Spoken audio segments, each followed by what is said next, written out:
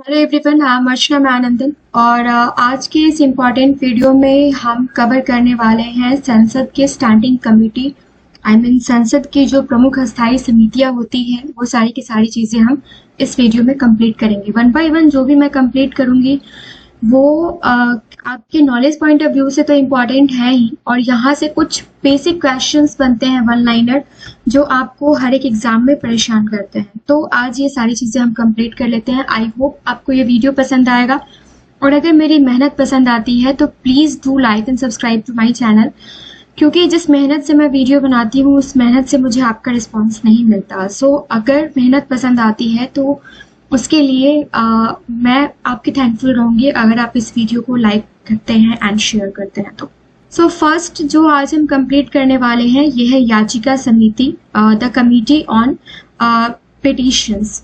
तो इसमें आपसे क्वेश्चंस कैसे बनाए जाते हैं फ्रेंड्स? इसमें क्वेश्चन आपसे पूछा जाता है कि याचिका समिति में कितने सदस्य होते हैं, कितना कार्यकाल होता है इसका। तो इस तरीके से क्वेश्चंस बनते हैं। ये हम सभी इतने समझदार हैं कि क्वेश्चंस कैसे पूछे जा सकते हैं वो हम आपको इन शॉर्ट, आपको जो भी चीजें आती हैं वो अच्छी बात है, नई चीजें आती हैं तो आप उसको नोट डाउन करते चले जाइए। याचिका समिति में टोटल 15 मेंबर्स होते हैं, और जो लोकसभा अध्यक्ष समिति के सदस्यों का नाम निर्देशन करता है, और समिति का कार्यकाल जो होता है वो 1 साल का होता है।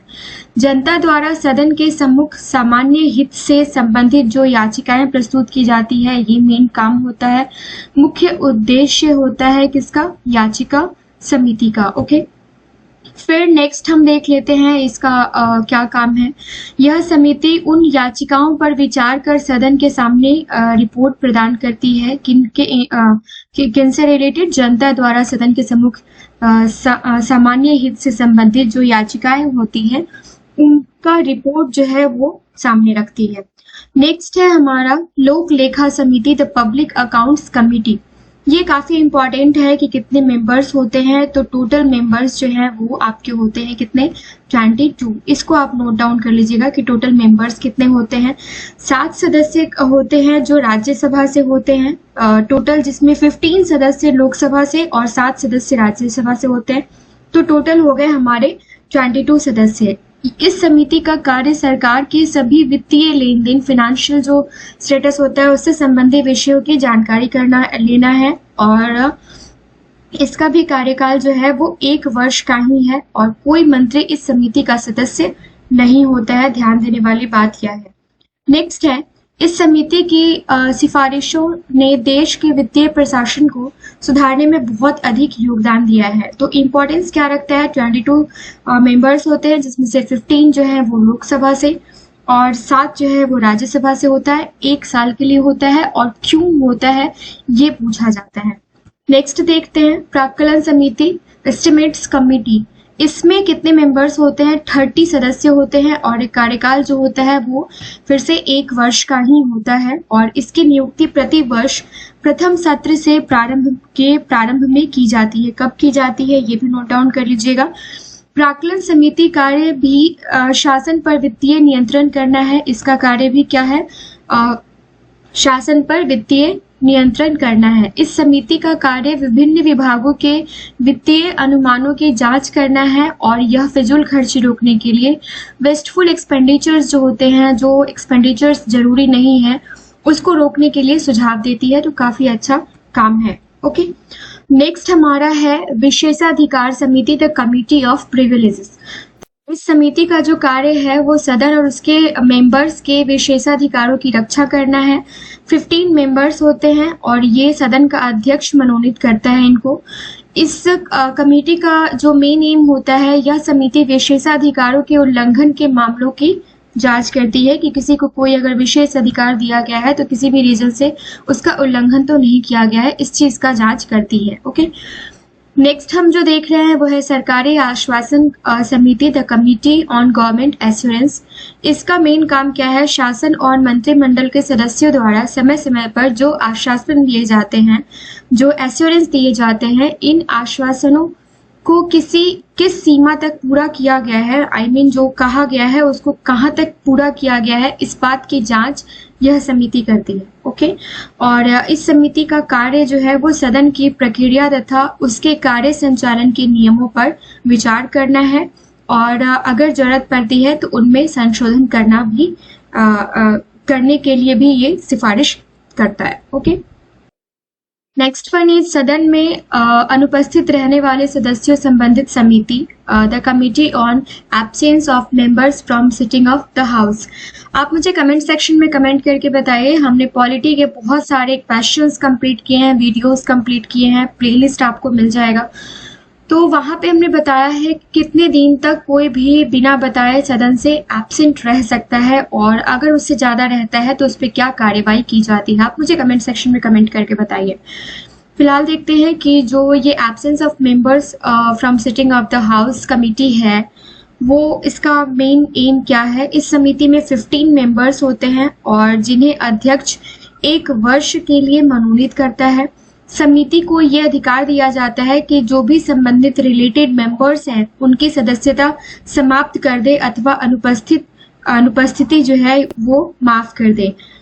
यदि कोई सदस्य सदन की बैठक से 60 या उससे अधिक दिनों तक सदन की अनुमति के बिना अनुपस्थित रहता है तो उसका मामला समिति के पास विचार के लिए भेजा जाता है। तो एक क्वेश्चन का आंसर तो आपका मिल गया, लेकिन उसके बाद क्या होता है वो आप मुझे कमेंट सेक्शन में कमेंट करके बताइए।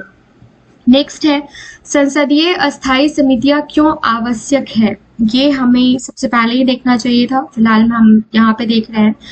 देखिए, कोई भी जो समिति होती है ना वो इसलिए बनाई जाती है, अभी यहाँ पे नाम जुड़ा हुआ है संसद, तो ये जो अस्थायी समितियां हैं इसकी कार्यवाही सही से चल रही है या नहीं चल रही है, उन सारी चीजों का लेखा जोखा रखने के लिए, जो फिनेंशियली जो पोजीशन है, जो स्टेटस है नेताओं का, उसका लेखा जोखा रखने के लिए ये सारी की सारी कमिटीज जो हैं ये बनाई जाती हैं।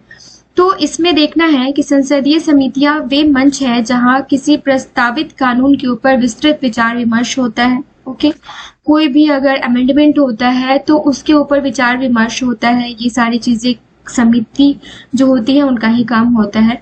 समितियों की बैठक बंद कमरे में होती है और सदस्यों पर दलीय व्हिप नहीं चलता है। ओके, मतलब ये किस दल का है, ये किस दल का है, वो व्हिप नहीं चलता है।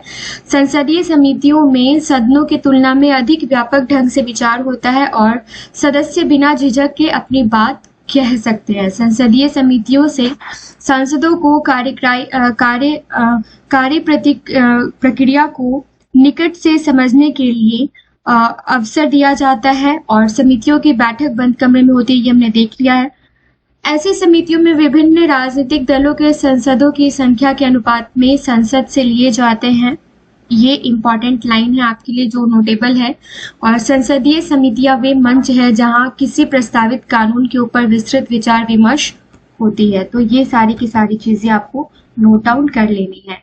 आज का नेक्स्ट एंड लास्ट स्लाइड है कि अस्थायी समितियां जो होती हैं ये कितने प्रकार की होती है और संवैधानिक रूप से देखा जाए, कॉन्स्टिट्यूशनल रूप से अगर देखा जाए तो कौन कौन से आर्टिकल्स हैं जो इससे रिलेटेड है। तो सबसे पहले हम आर्टिकल देख लेते हैं। पहली धारा जो है 105 आर्टिकल 105, ये है किस चीज से रिलेटेड। आपसे डायरेक्टली पूछा जा सकता है कि आर्टिकल 105 किस चीज से रिलेटेड है। तो ये है जो संसदों के विशेषाधिकार से संबंधित है। और आर्टिकल 118 जो है जिसमें संसद के प्रक्रिया और आचरण के विषय में संसद को नियम बनाने के लिए प्राधिकृत किया जाता है। ओके, अब बात आती है अस्थायी समितियों के प्रकार की। तो अधिकांश जो संसदीय समितियां होती हैं ये क्या होती है, स्थायी होती है, क्योंकि ये अनवरत अस्तित्व में रहती हैं और सामान्यतः प्रत्येक वर्ष जो है वो पुनर्गठित होती है। तो अगर ऑप्शन में रहता है हर 2 साल पे, हर 4 साल पे, हर 6 साल पे या 5 साल पे, तो आपको कंफ्यूज नहीं होना है। 3, 5, 6 हमेशा ऑप्शन में देखने को मिलता है, तो आपको लगाना है प्रत्येक वर्ष, एवरी ईयर। कुछ समितियां किसी विशेष विधेयक पर विचार करने के लिए गठित की जाती हैं, अतः इन्हें सेलेक्ट कमेटी भी कहा जाता है। संबंधित विधेयक के पारित होते ही यह समिति जो है वो समाप्त कर दी जाती है। I mean, हमेशा के लिए नहीं रहती है, स्टैंडिंग टाइम के लिए होती है, जो हर वर्ष बनता है या फिर जो भी चीजें हैं जो सेलेक्टेड टाइम होता है उसके लिए होता है। और जब उस कमेटी का जो मेन एम होता है, जो मकसद होता है, वो पूरा हो जाता है, तो उस संबंधित विधेयक के पारित होते ही उस संबंधित समिति को समाप्त कर दिया जाता है। तो आज के इस वीडियो में हमने सारे के सारे जो इम्पोर्टेंट कमिटीज हैं वो हमने देखा है। आई होप ये वीडियो आपको पसंद आया होगा। कमेंट सेक्शन में कमेंट करके जरूर बताइएगा अगर इस वीडियो में कोई भी कमी नजर आती है तो। मिलते हैं नेक्स्ट वीडियो में। Thank you so much.